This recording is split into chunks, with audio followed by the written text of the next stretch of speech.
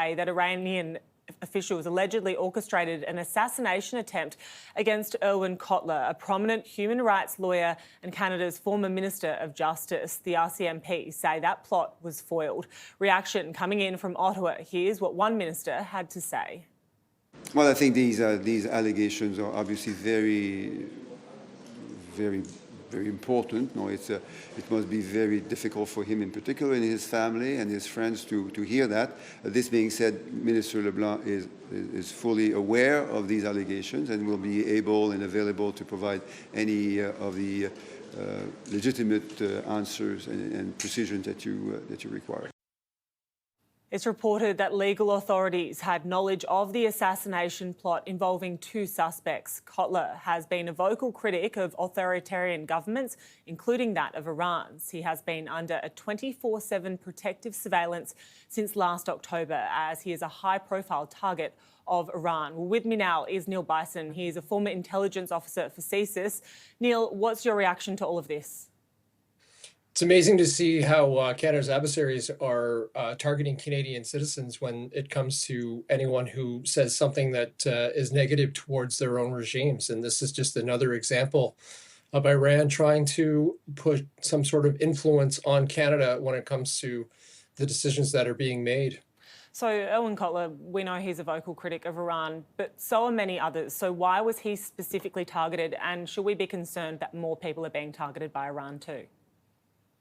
I think there's always a concern that there might well be more people that are going to be targeted.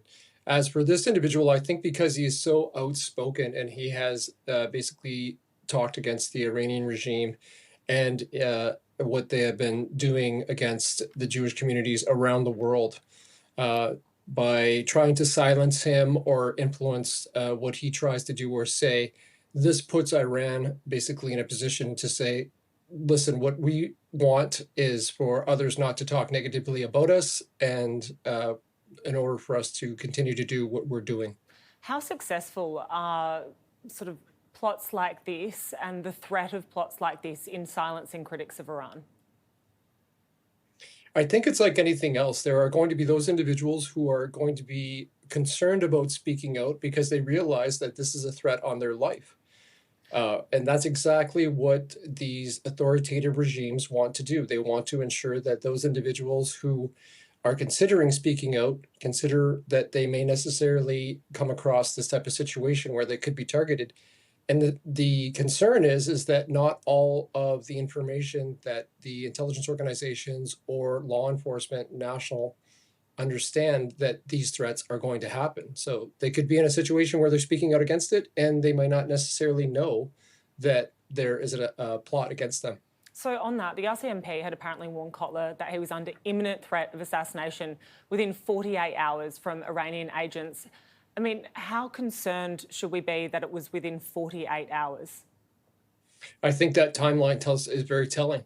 It's dramatic that these individuals, and potentially tragic that these individuals might not necessarily get this heads up to let them know that, listen, this could happen within the next week, this could happen within the next month. We're aware of the fact that you're being targeted. I think anyone who speaks out against an authoritative regime should consider themselves a potential target and take that into consideration.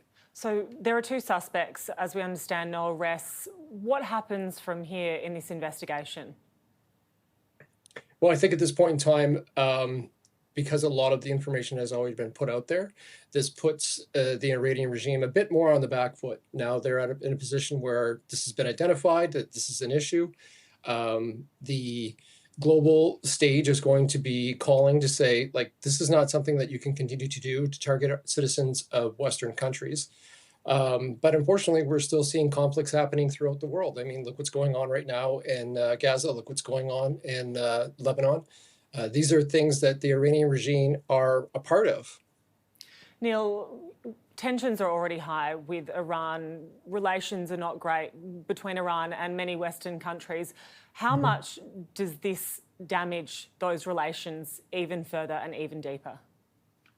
I think it basically states that Iran is willing to do whatever they can, whether it has to do with through diplomatic means or through their own nefarious activities when it comes to others speaking out against them, that they are willing to target these individuals, that they're willing to threaten their lives, and they're willing to end their lives in order for less negative things being said about them.